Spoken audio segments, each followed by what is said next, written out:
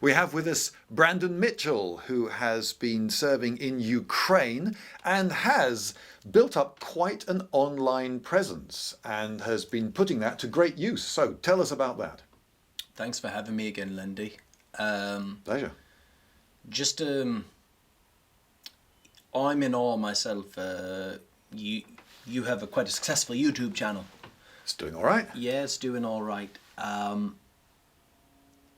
So many people have helped me with their own social media platforms during the war, and people that aren't necessarily Ukraine focused. Okay, people that just want to do good because they feel it's the right thing. We finished off the last video with my work with 1st Armoured Brigade on the stabilization. Right. When that rotation all came to an end, I was fundraising for a 4-wheel drive. So we're coming into almost June time, 2022.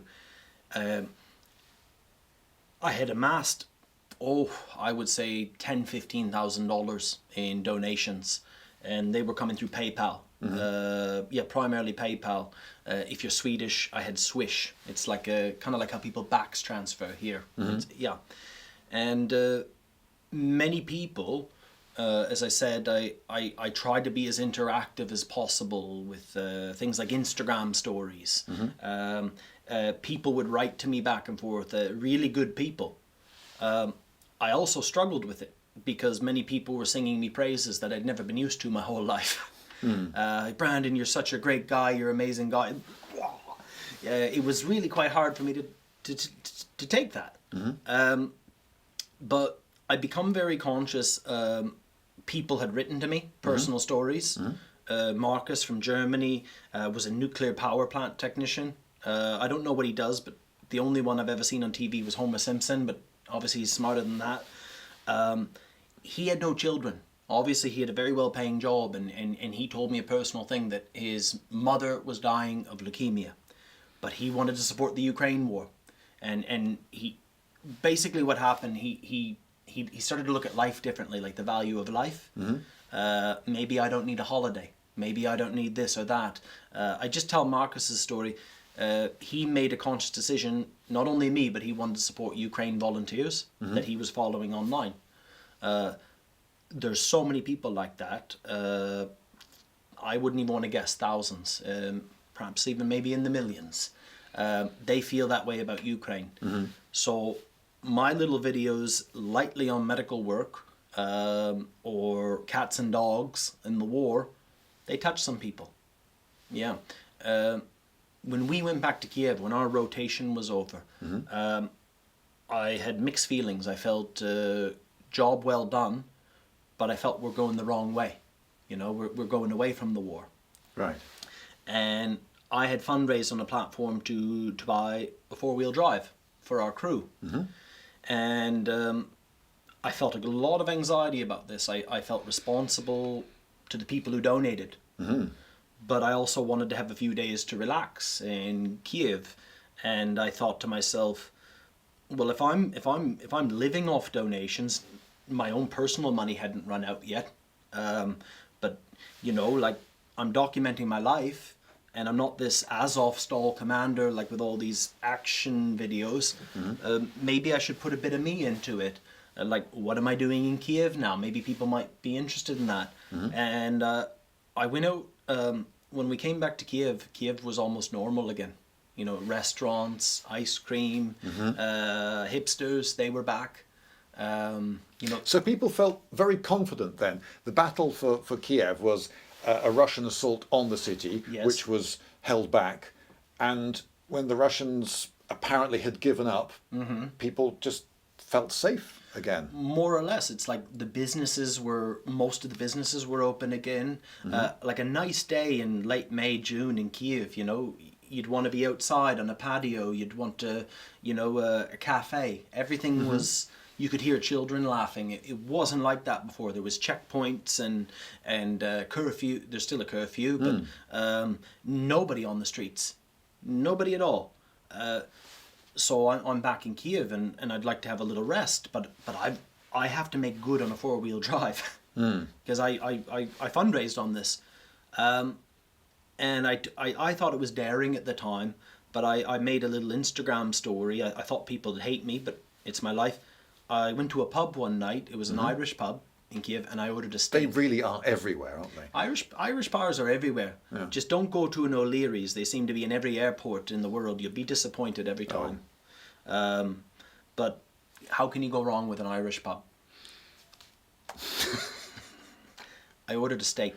Right. You know, and it wasn't cheap on the menu. I don't know what 700 hryvnia. It was probably $25, and I thought, you know, that's expensive for a volunteer. And I posted like enjoying my steak. No less than 5-10 people wrote to me. They're like, "You deserve that. We're so happy you're having that." And these are people who were sending me $20, $100 donations, who've sent once or twice before, and I'm like, okay. They don't resent me. They don't resent me eating steak on their money. Yeah. Probably shouldn't do that every day. Yeah. But what happened?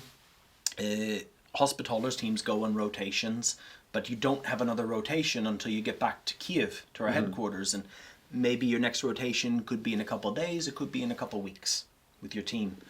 I wanted to find a 4-wheel drive. How can I do that as a foreigner who doesn't speak the language? What website do I even look on? You know, do they have Gumtree? Do they have Blockity? Depends what country you're from. I don't have the local knowledge. And finally, I harassed Max to help me find one. And we went to look at this Nissan Patrol, like an hour's drive outside of Kiev. It was $12,000, and it was a lemon. It was a complete lemon. But I started to think after that day, like, I'm relying on Ukrainians to help me. Generally in Ukraine, they're not the greatest initiative takers. Many of them are. The younger ones more often are. But the vehicle prices were so high because it had to be diesel, because that's the army reliable source of fuel. So it couldn't be petrol. Okay. And another thing I learned later on in the war, petrol vehicles, when they get shot, it's petrol. So it really burns. Yeah, it blows up. Diesel, you're all right. You really are. As a matter of fact, sometimes, because I've kind of lost a lot of my smell, and we have different jerry cans for different things, and if I don't know what one is, I just pour a little bit on the ground with a lighter, and I find out. That never lies. But it had to be diesel. But there was a shortage all over Ukraine, so it was a price premium. I got an idea. I got an idea that I knew all over Europe with the environmental movement and things, there was a price push down on diesel vehicles. People getting rid of them. Yeah. And I thought, well, what about, big 4-wheel drives? So I had an idea. Maybe I could go to Germany, you know, and for the price of one vehicle, maybe I could almost buy 2 in Germany. And I had this idea after eating my steak. And I decided to make an Instagram story. I made a poll.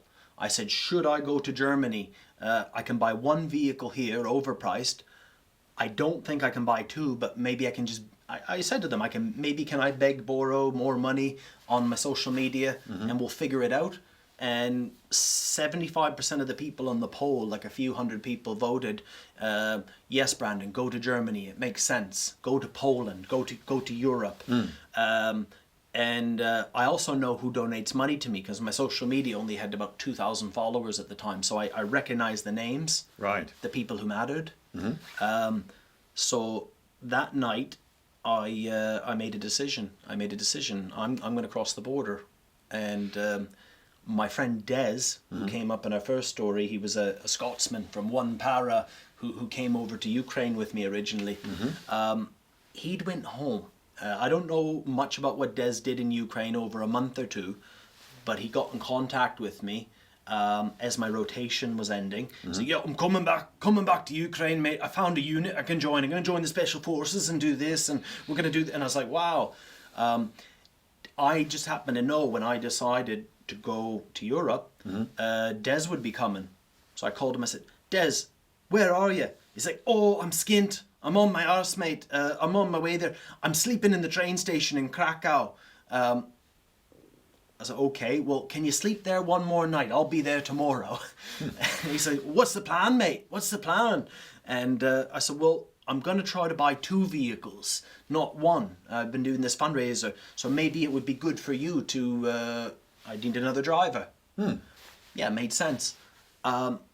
I ended up, it wasn't the wisest thing in the world, Bolt. It's like a taxi service, cheaper than a taxi. Okay. And the next morning at 6 a.m., I packed 10 p.m. I made the decision. I packed a bag and I ordered a Bolt. And I asked, how much is that to get to the border? And that was 7,000 grivna. And I was like, oh, well, I think that's like $200. And I thought, train across the border. And I said, that seems reasonable. Away I go. Right. Yeah. So I hired a Bolt, and the first guy comes to get me, and he's like, where are you going? And he said, okay. And I said, I need some money. Okay, well, I'll drop you at an ATM. The moment I get out of the car, he takes off. He doesn't want to go to the border. But the next one, I tried another Bolt. Lovely man. Fantastic day.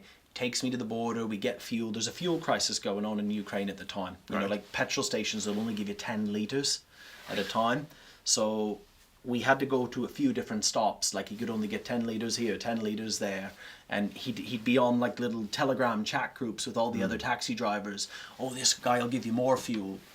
So it took us about an hour, but we were fueled up and we were on our way. Now, at this point, you're not officially on leave, are you? Well, the way that works for your rotations is a volunteer battalion. When I'm on rotation, I'm subject to every rule, every regulation, possibly every punishment. But when I'm off rotation, it's a rotation by rotation basis. But once I commit to one, I'm in. Okay. It's a volunteer battalion of non-paid medical. All right. Yeah. So that's how that works. If you sign on for 6 months or 2 months, 3 weeks, I just decided impulsively, this makes sense. I thought so. So there you are, There on the I way to am. the border. I get across the border. I get to Krakow. I meet Des. We get a room in a hostel. And he's like, where are we going? And I was like, I don't know. But vehicles are cheaper in Europe. So this makes sense, Des. But I made that poll. People started contacting me, sending me messages on Instagram. And I used to be very responsive to my Instagram. I don't have enough money. So we're in Krakow the next day. I have enough for 1 vehicle, but I want 2 because the army needs them. And I decide I'm going to write a post on Facebook because I have Facebook again. I'm gonna send a WhatsApp message to all like 300 contacts on my phone. Say, hey, this is Brandon. You remember me? I'm in Ukraine now. Here's my details. If you want to send me 20 quid, I think that added up to about like 200 quid. Try 300 people. You never know. Every little counts. Yep. Instagram. One man contacted me. Says, hey, you should come to Nuremberg. And I don't know where Nuremberg is.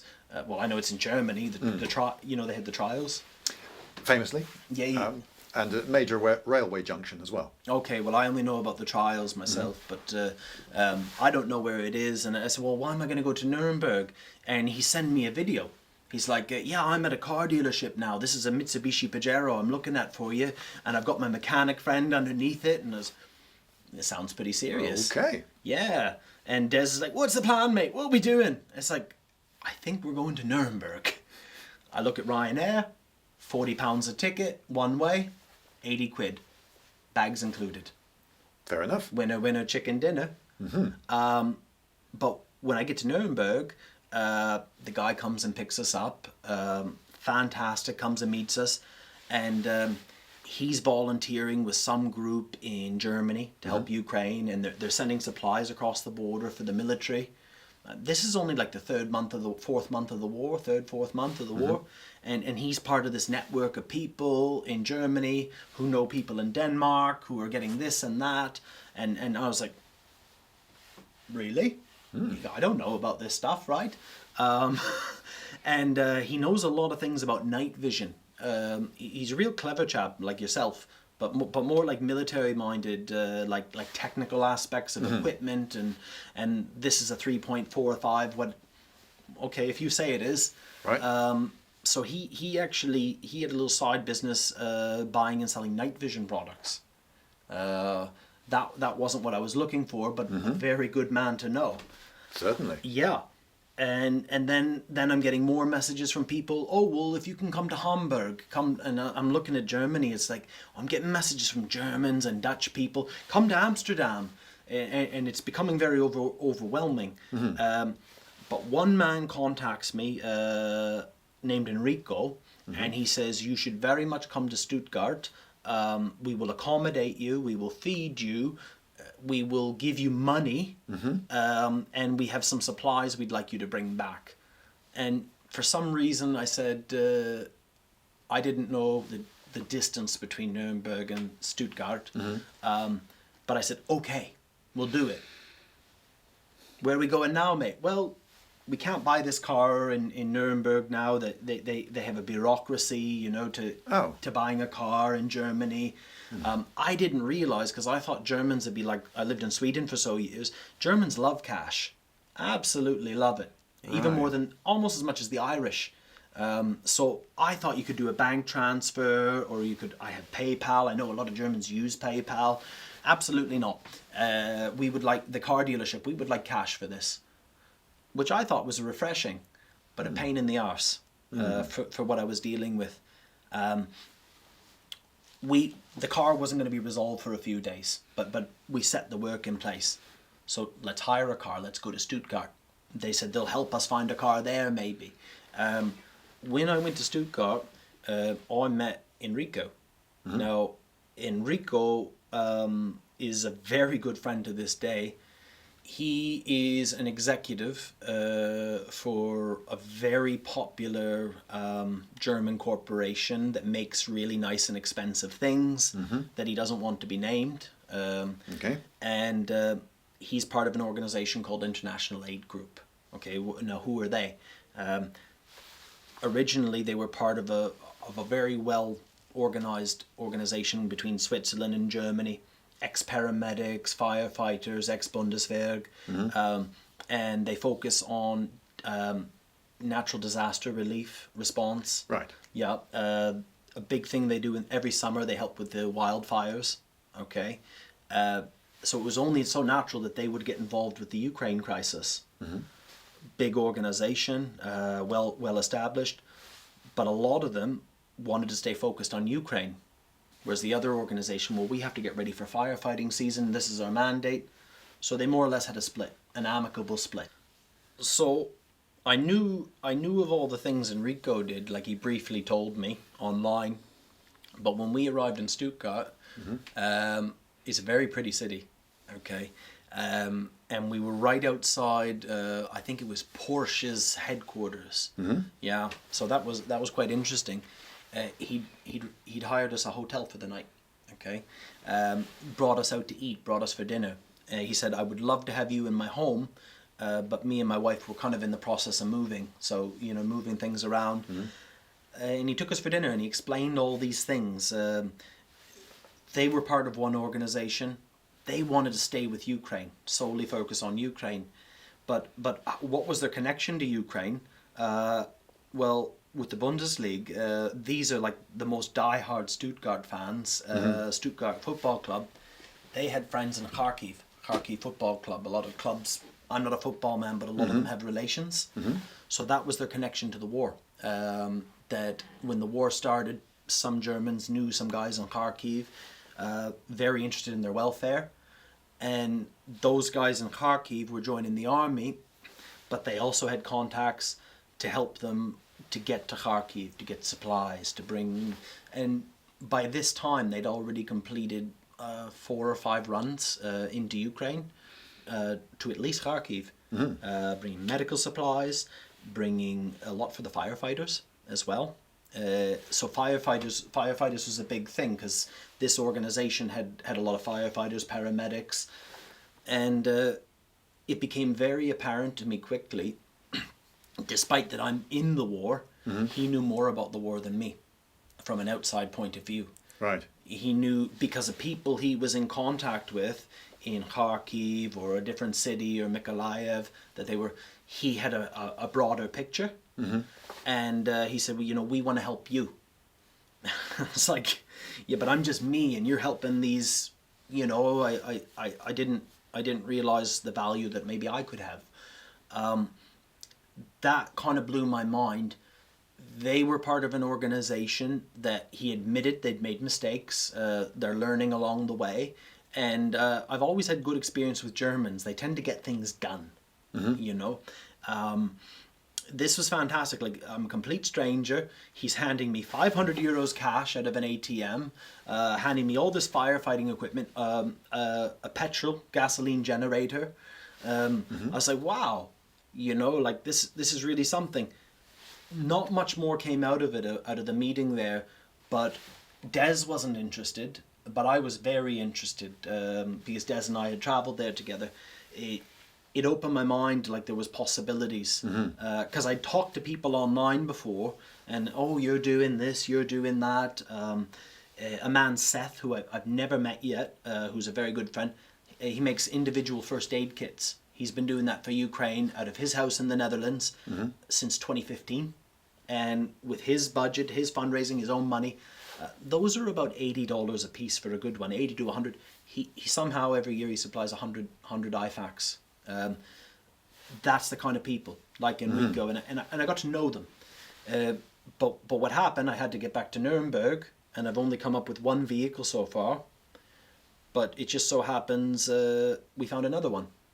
We found 2 Mitsubishi Pajeros, fantastic trucks, probably about 15 years old each. And I'm always scared to buy a used vehicle, you know, is it good, is it not? I really lucked out with these 2. I really lucked out with them. Des and I headed back, but to bring a vehicle into Ukraine, you have to have paperwork, or like there's a bureaucracy process, unless you have army paperwork. So in my battalion, they arranged for me to get the papers sent to me with the brigade stamps. These were all new things to me. And so that was sent to you online? Online, yes. To be printed out, and to bring all the documents with the car. What is your name? What is your passport number? What is the vehicle's VIN number?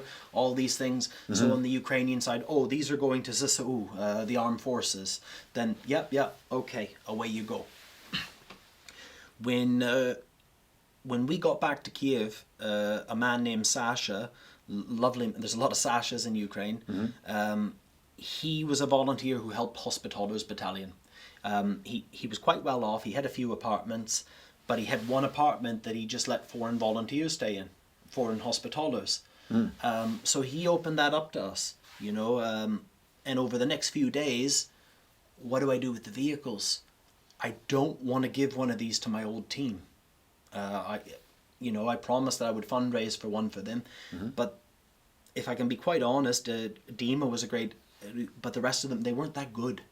I had to make my own judgment, and I talked to Ukrainian Hospitallers about it and said, well, one of them, Oleg, and Oleg I know, he says, don't give it to them, give it to our commanding officer, because she signed for them to bring them in, and let her decide.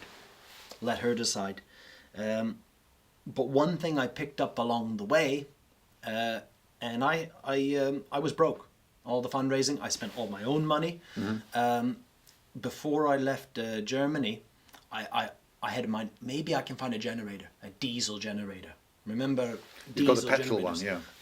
But maybe I can find a diesel one, because that's what they need on the medical stabilization.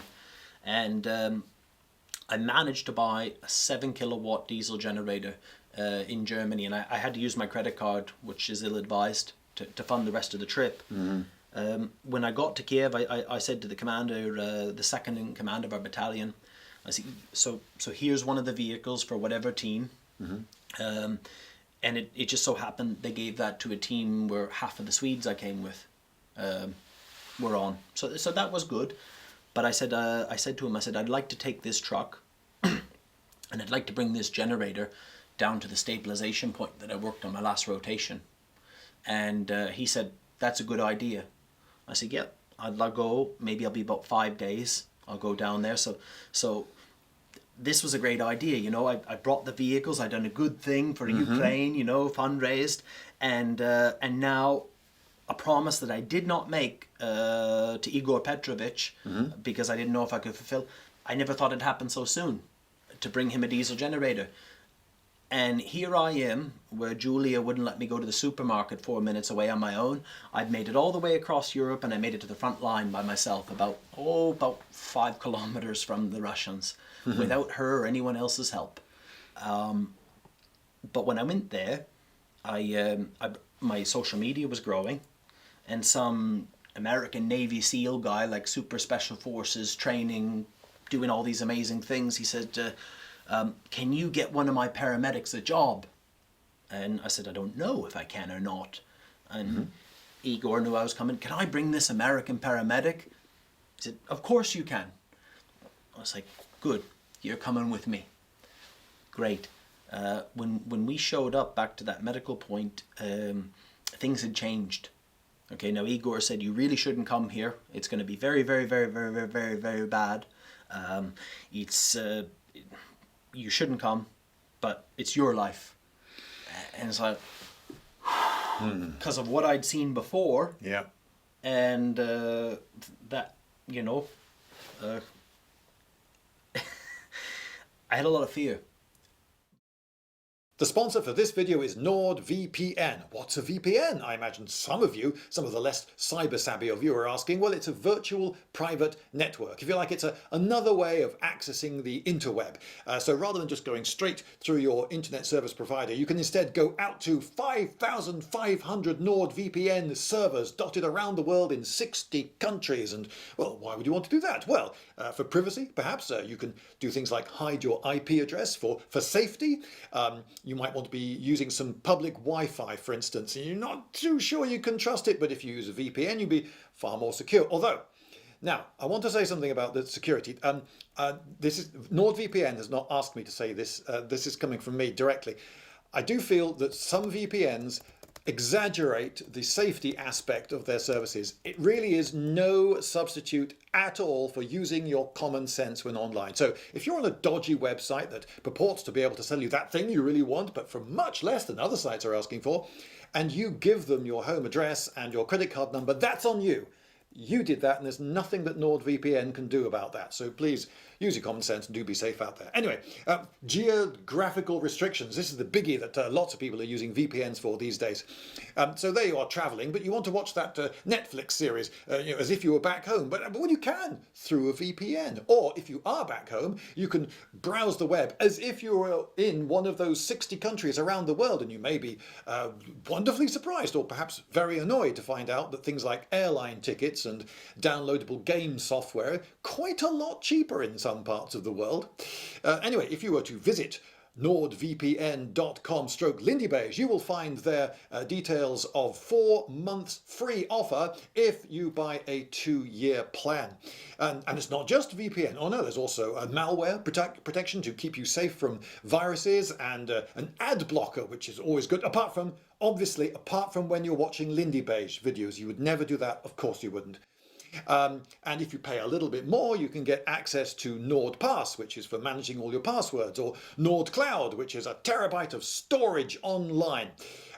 So why do I like NordVPN? Well, I quite like the fact that they have diskless servers, which means that even if they wanted to save all the data that people are routing through them, they couldn't, because they don't actually have the permanent storage ability for that.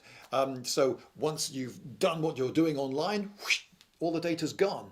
And a kill switch as well, because you can imagine, couldn't you? There you are, typing away, doing something that's absolutely legitimate and in no way nefarious, just wearing a mask because they're terribly comfortable. Then, for some bizarre and rare reason, the VPN drops out. Well, you can imagine, can't you? You will be on the ordinary internet and suddenly visible to them, and they will be closing in on you. And well, what are you going to do? Because you can imagine this could be just quite ghastly in consequence. But if you're using NordVPN, it has this automatic kill switch, which means that as soon as, for some reason, you're not using a VPN, you're not on the web at all. You're just gone.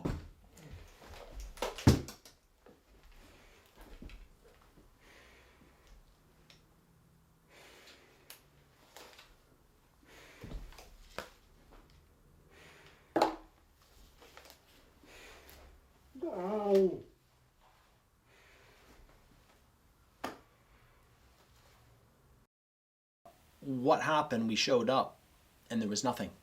It was calm again. We didn't know it at the time, but intelligence had suspected that the Russians were going to launch a very big attack themselves. And in the summertime, I know there was talks about Russians being careless with their cigarettes and ammunition dumps blowing up all over the place. Do you remember that? Yes, that was one explanation for that. Yeah. You've got to be careful with cigarettes. But within a day or two of us showing up and it being very quiet, this big truck that I've never seen before with something has a missile, like, you know, those May Day parades that like Russia didn't have this year, but right, and you know, they like the North Koreans like to do. They like really to show those big missiles, long things with lots of fins all the way down. Yeah, this big phallic symbol. That's what I see. One of those drove by us, and I'd never seen that before, and I was like, that's kind of interesting. And then I heard the loudest noise I've ever heard in my life about 10 minutes later. And then about a minute or two later, I heard the second loudest noise I've ever heard in my life. I can't say if that was the one.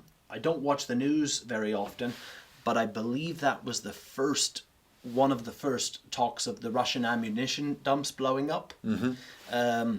Only later, but as a result, our stabilization was very calm. Very, very, very, very calm. I was only going to go for 5 days. They invited me to stay for, well, it ended up being a few weeks, maybe a month or more. Yeah, about at least a month. But we didn't have any casualties, like very, very few. One night we had 3 guys with a car accident.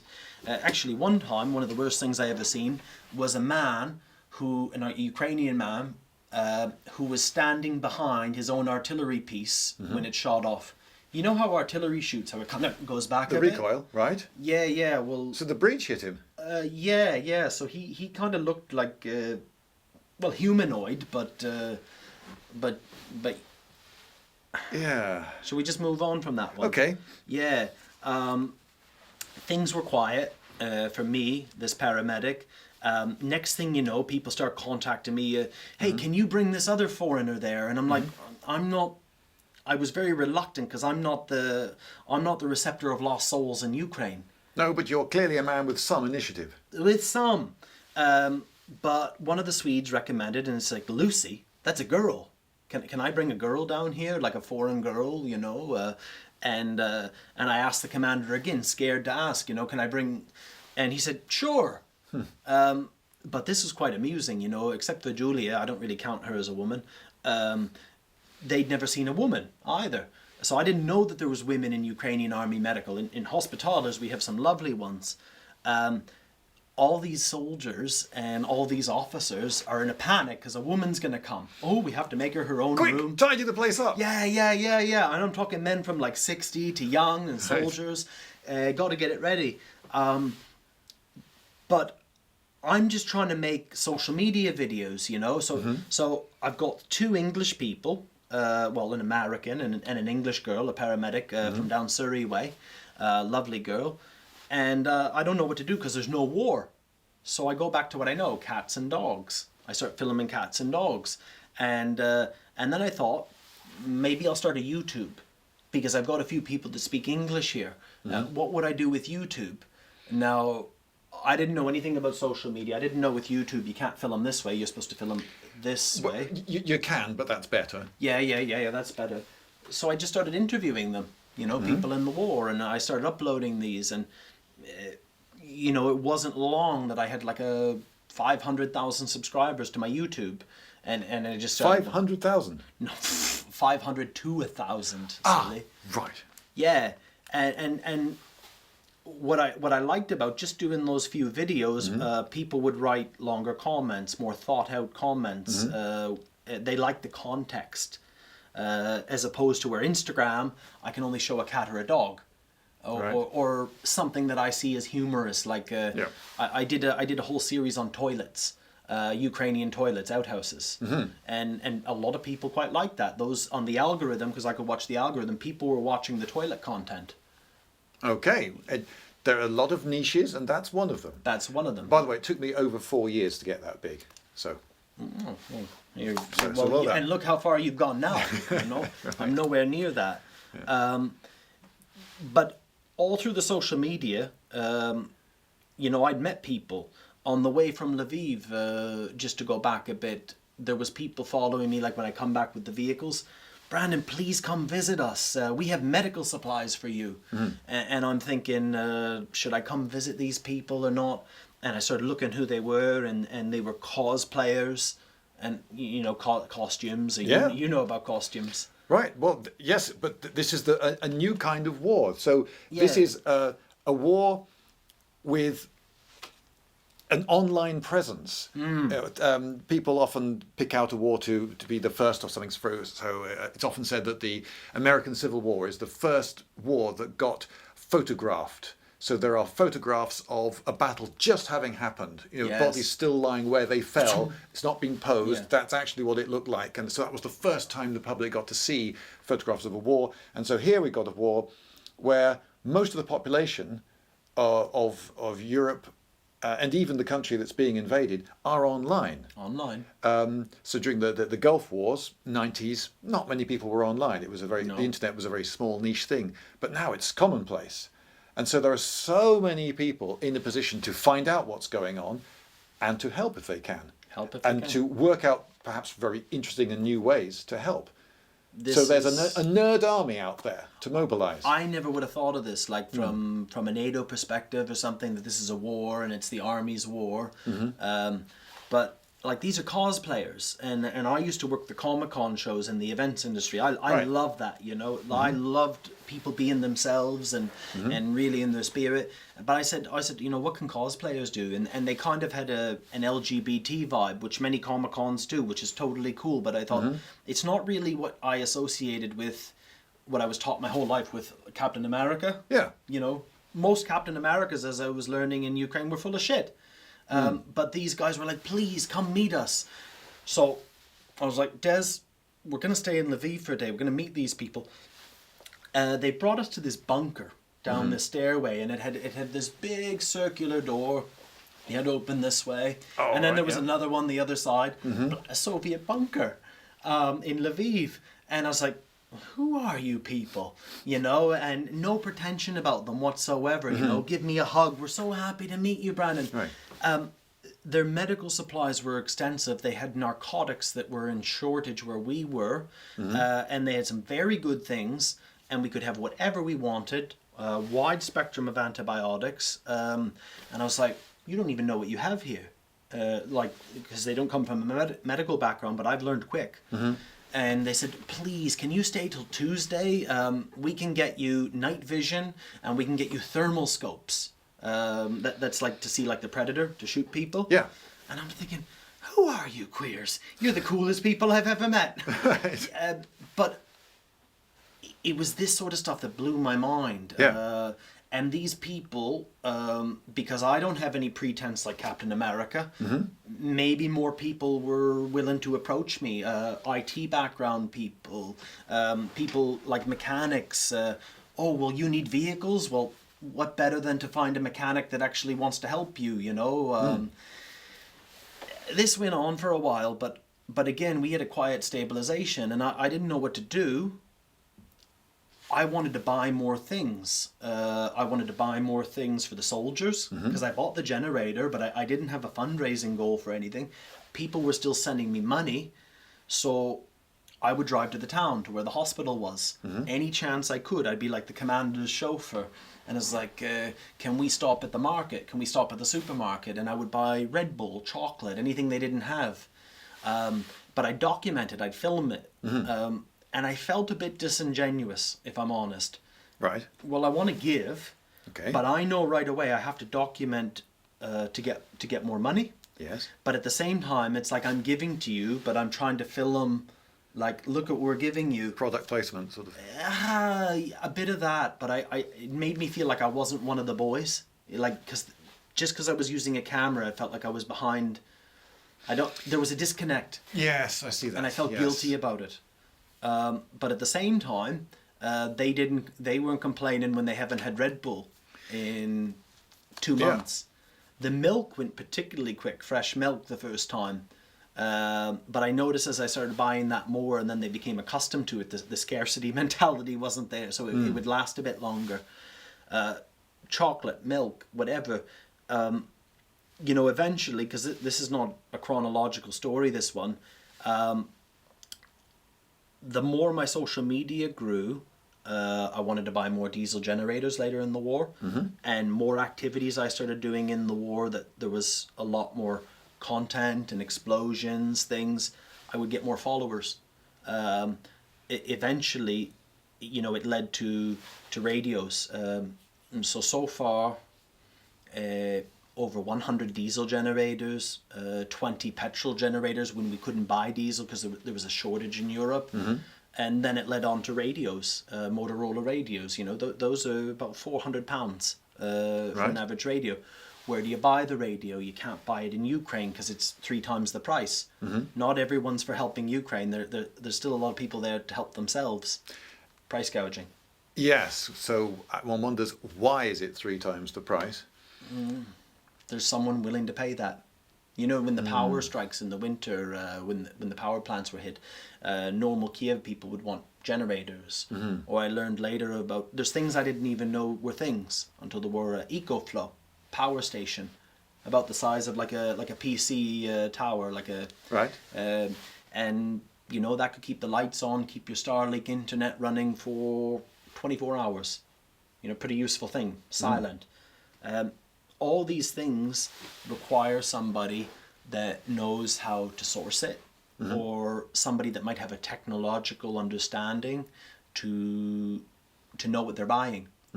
But then you might need somebody from Europe that you can trust to bring it. That's a big thing.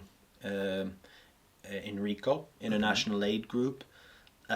Through the internet, I was meeting, there was different organizations, Blue Gula Billen in Sweden, Forever Ukraine, which I knew one of the boys, and another Oleg, grew up in America. They were buying uniforms like this for the territorial army soldiers. But how were they getting that? They were taking dead Russian clothing that soldiers were giving to them. Don't ask me why, I find it horribly distasteful. The stuff with blood on it is worth more. It's not for me. Oh yeah, Russian uniform, $500 easy, to the right person in Europe or America.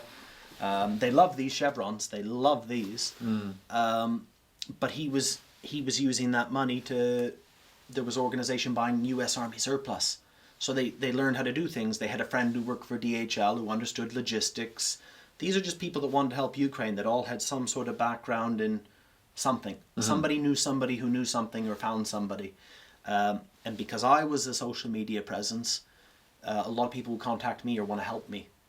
And many times I couldn't accept that help because it was just too much.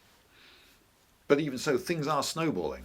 Things are snowballing. So to go from 1 to 2 4-wheel drive, that was a big jump. Indeed, to go from what you originally were going for. Well, I took a chance with my own credit card to fill in the gap. And now so many. I bought 3 vehicles. I've had 2 donated to me. I won't spoil why one of them got donated. We'll save that for another time. But the more things I documented giving out to units and around the country, mostly Donbass, the more people would support me. And then I would tell people about little nuances or intricacies about giving things out. Like, for example, no, it has to be a Motorola radio, not UHF. It has to be VHF, or it has to be a Hytera. But I have these radios at home, these Kenwoods I want to give you. No, but we can't use those. Thank you, but I'm sorry, we can't use those. Just a different programming cable on a certain type of radio. I can't give that to anybody. I have to find specific people who can use that. So there's a lot of people who they don't want to help just for the sake of helping. They want to be useful help, and those are the best help. So for example, I met people who design drones, and they design drones in Ukraine. And the whole idea with the drones, you need components for those drones in the inner components. The idea with the Ukrainian drone that they can make it cheaper, but they can interchange the components. Right. The cameras. You own cameras, there's a lot of different camera prices. Yes, and lots of incompatibilities between them. They've all got a different format and so forth.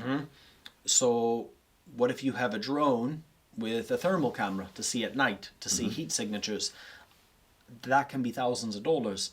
But what if you don't need the thermal camera? You could take it out and you could put the $500 one that can see 2 kilometers, or a $250 one can see perfect clarity for 700 meters.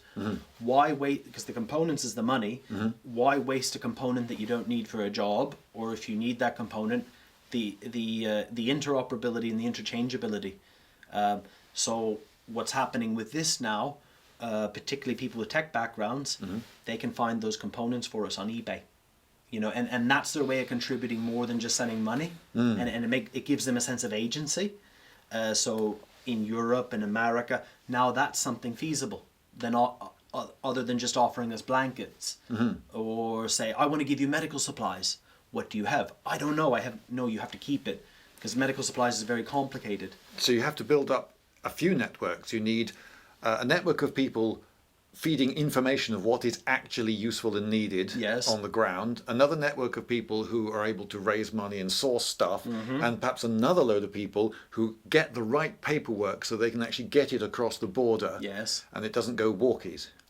Walkies is a thing. Corruption is a real thing in Ukraine.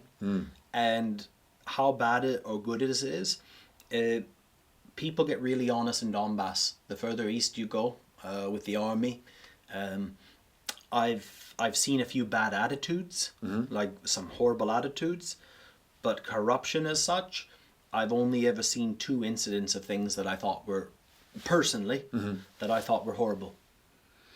And I think that's pretty good. Yeah, grand scheme of things, I suppose. But that's how it works. Certain people have certain knowledges from, this is a bit philosophical, but if you have the privilege in total war, I would think that if you had the option, your obligation is to do what you did in civilian life if it's applicable, but to do it to the best of your ability. If you're a mechanic, there's great glory, I guess, in being an infantryman, but if you're a mechanic, you're as valuable as a doctor to us in Donbass. The same as the people who help online. If you're an IT worker, like my friend Dimitri, he makes $4,000 a month American. That's a lot of money in Ukraine. He probably gives about, well, sometimes I have to buy him food just to remind him to eat better food. He gives all his money to the army. A soldier doesn't make that money.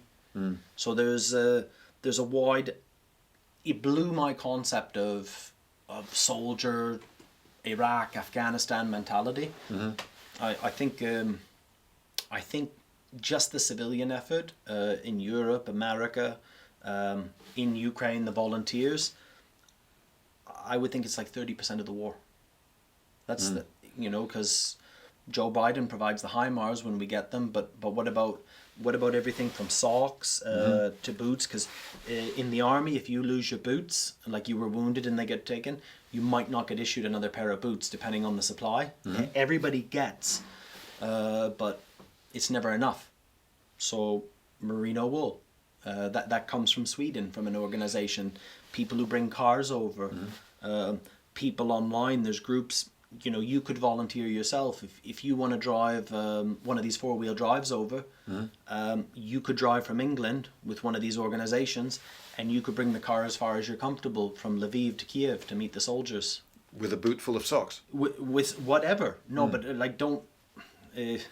If you wear the same pair of socks for 10 days in a row, 12 days in a row in the wet and everything, you tend not to wash those. Again, those socks go.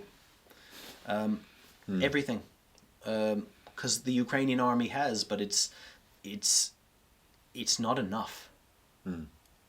It's just so, I don't even know how big it is, Lindy, and I don't even know how big the internet network of people is, because I'm just one person, and I get contacted by a lot of people, but some of those messages that have got through, or I'm sure I've missed some real good ones. For example, I have a friend who's a nurse, and it's almost as if she's a professor. She is a volunteer researcher that helps her. We have a lot of medical people who are interested when we're looking for drugs, and I'm looking for alternative to drugs. I had an issue with antibiotics once because ocular injuries not all broad spectrum antibiotics are effective. So I had a doctor in France says, I'm really not sure, but I have a colleague who will know that. And so just there's certain specific information. That's another type of volunteer we have. Yes, and the internet is a huge hive mind.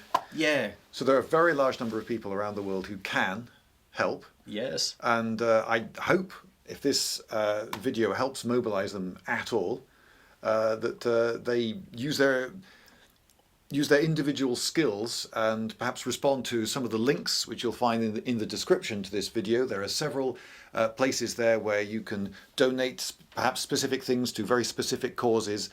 I think we were talking about this. As a rule of thumb, the more specific the group and the purpose. So if you donate a specific thing to a specific group for a specific reason, it's more likely to do good than throwing money at some big general army pool. Would you agree with that as a very broad rule of thumb? I don't want to say anything bad about them. I don't have high opinions of the Red Cross. I know there's groups like Razom, which is a very massive platform for the Ukrainian army. But more and more people want to, they find who they want on social media that they want to support, like you say. My battalion, Hospitallers, they accept very specific medical supplies. If they don't need it, they won't accept it. And they also accept funding, of course, through many donations. But that's something that many people, they followed Hospitallers for 6 months, a year. That's what they're comfortable with doing. But they follow, the battalion also offers updates on their work and how the projects, so people like that. People like that a lot. But you might feel passionate about something else. You might feel passionate about drones. Okay, so there's a different group for that, and you might be inclined to help them. I wouldn't recommend donating to me, and I wouldn't recommend donating to any of these organizations just because I said or you said. Follow them on your own social medias first and just watch them, and then you'll know what inspires you. Well, if I could finish off on this, I think anybody who says, at least from the point I want to make, anybody who says they understand this war completely and they've got the answer, I would think they're a liar. Right. And I would even think on the Ukrainian side, because it's so massive, the scales, the needs, the requirements, I don't begin to understand it. But if you follow something that works for you, you won't go wrong. If you believe that, you do your research, and if everybody's doing the best at what they can do, I don't think you go wrong. Okay, and you'll find a link to Brandon's YouTube channel in the description as well. Thank you very much. Thank you, young man.